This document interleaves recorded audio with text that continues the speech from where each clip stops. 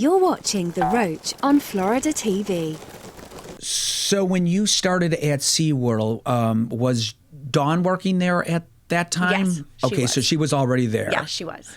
So how did you guys meet? Just on the job? So, yes, I started at Whale and Dolphin, and then it was called Whale and Dolphin at the time, and then I got moved to Shamu after 3 months, and so that was still in 2000, and because I started in, I think it was January or February of 2000, and so that's when I first got to know her. And our relationship, I did get moved to Sea Lion and Otter at one point, and then I got moved back to Shamu. But Dawn and I were friends. My husband had worked there before me, so he's older than me, and he worked there from the 90s. I think he started in 93, actually. And so he worked with Dawn as well. And so then he and I became friends at SeaWorld, and then her and I were kind of just in the same crowd. It's a small group of people. I mean, when you're animal trainers, and you basically spend all of your time either at work with these people or you spend time outside of SeaWorld with them. It becomes your family. Right. I mean, that's the one thing that's incredible about it, is that it's a family. So yeah, I knew her right from about 2000. But you guys became good friends. Yeah. She's became your my buddy. person. Yeah, she became my person for a lot of different reasons.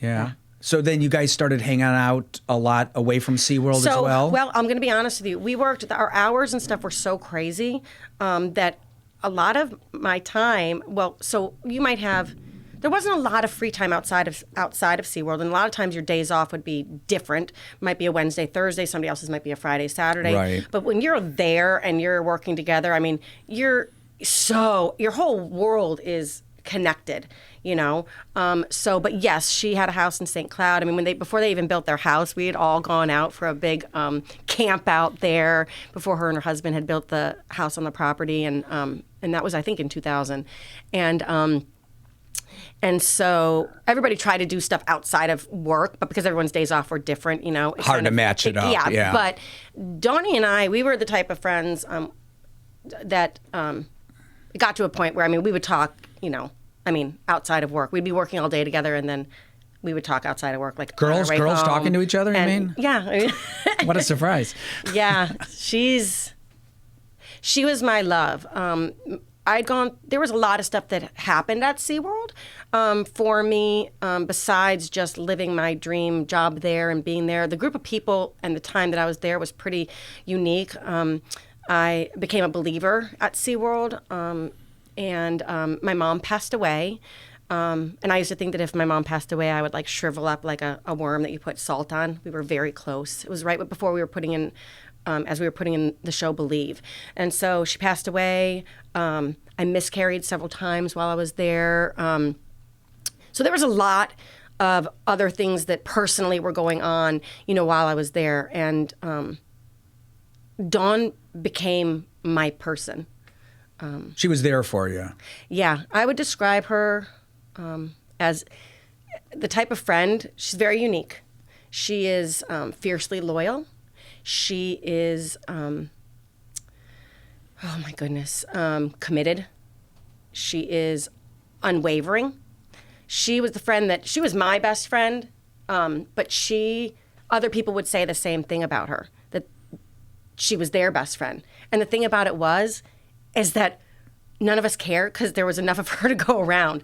I mean, she was really unlike any other friend that I've had. Yeah. Anything you can tell us that we don't know about her that, you know?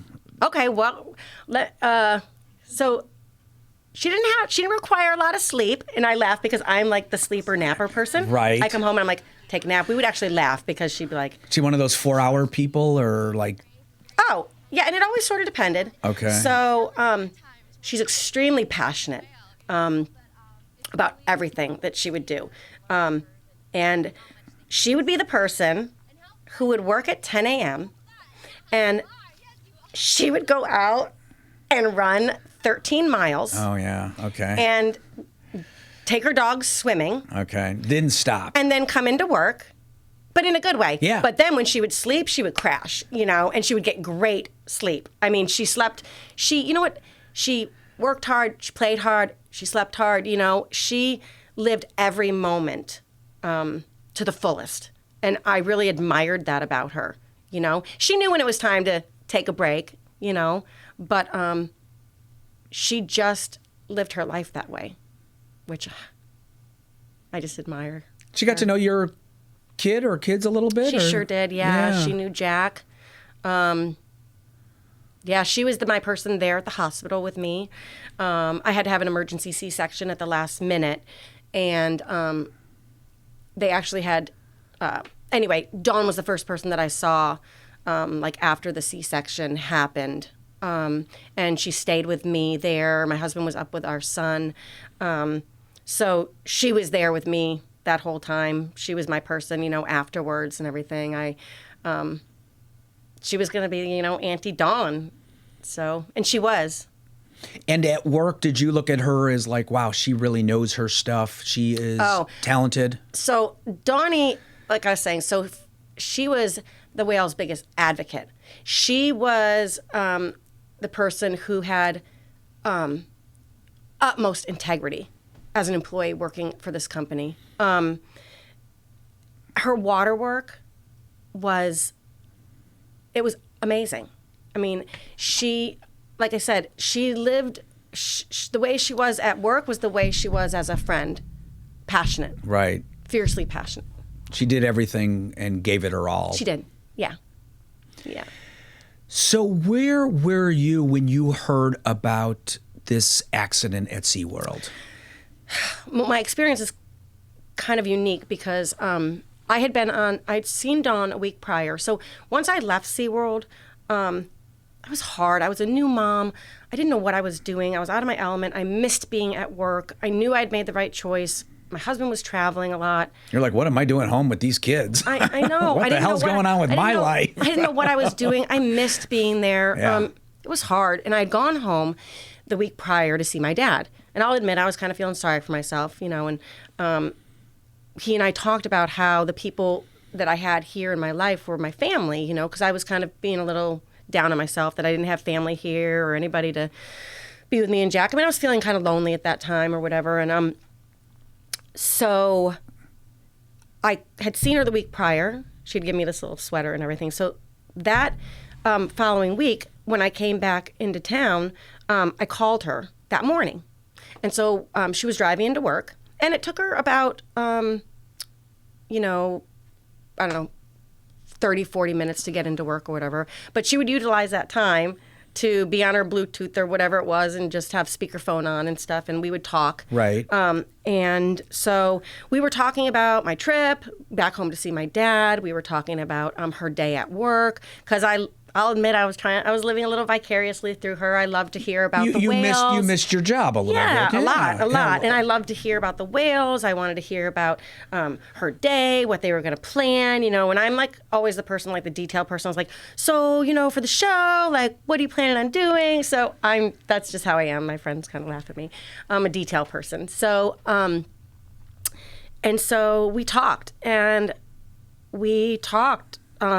this is just the weirdest thing, and I do believe that this was something that God gave me.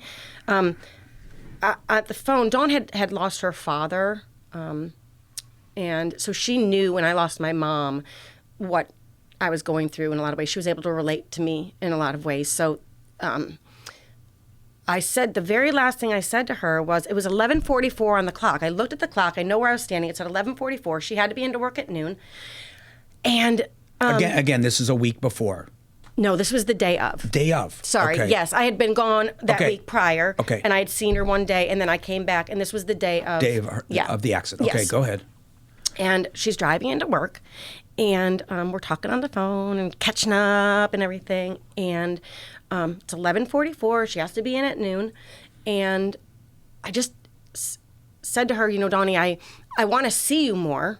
Because I felt like I'd been like so lame, like I had been holed up in my house. I wasn't feeling my best. Like I wanted to make more time to be like, go out and see her out in St. Cloud and go to her house. And I was like, I'm doing this. I'm going to see, because we talked like at this point after I left SeaWorld, we were talking like 2 times a day, you know, and everything. And, but I didn't see her as much because I wasn't working there, you know, and sometimes it's hard. I had the baby so I said to her, Donnie, I want to see you more. And I want to make more time to like see you in person because you and I both know that you never know when the people you love will be taken from you. You had said that. Yeah, I said it to her at 11:44 that morning. Yeah, and so she said, "I love you too." She was working late that day, so I said, "I'll talk to you tomorrow." Hung up the phone. I was actually doing some work on the computer, doing some editing for my dad, and the phone rang. And it was a friend of mine from SeaWorld. And he said, he wasn't there at the time. And he said, have you seen the news? And I said, well, no, I didn't see the news. And he said, there's been an accident with Tilly. And I just said, because I actually knew that Dawn was going to be doing that Dine with Shamu that day with Tilly because we had talked about it on the phone. And so I said, don't say anything. Hold on, give me a second, And I said, do they know what happened? Do they know what's going on? He just basically said, not yet, but they think that it might have been Dawn. And so I turned the TV on, and at that point, the news reports were kind of coming in. And as it was starting to formulate, I was able to actually call SeaWorld. And so that's kind of how I found out. And I can tell you how you feel inside, because especially of that last conversation, it's weird and ironic that you say, you need to spend more time together. Yeah. And I can tell how that hits you, because you almost feel guilty then, why didn't I go over to St. Cloud more often, or. But you know what? The time that I had with her was like a million lifetimes, more than most friendships. I know part of me feels like sometimes I'm like, ugh, I didn't give as much. Like, did I bring as much to the relationship as she brought to me? Because she brought so much to me, that I hope and that I did the same for her. So. No more Roach on Florida TV.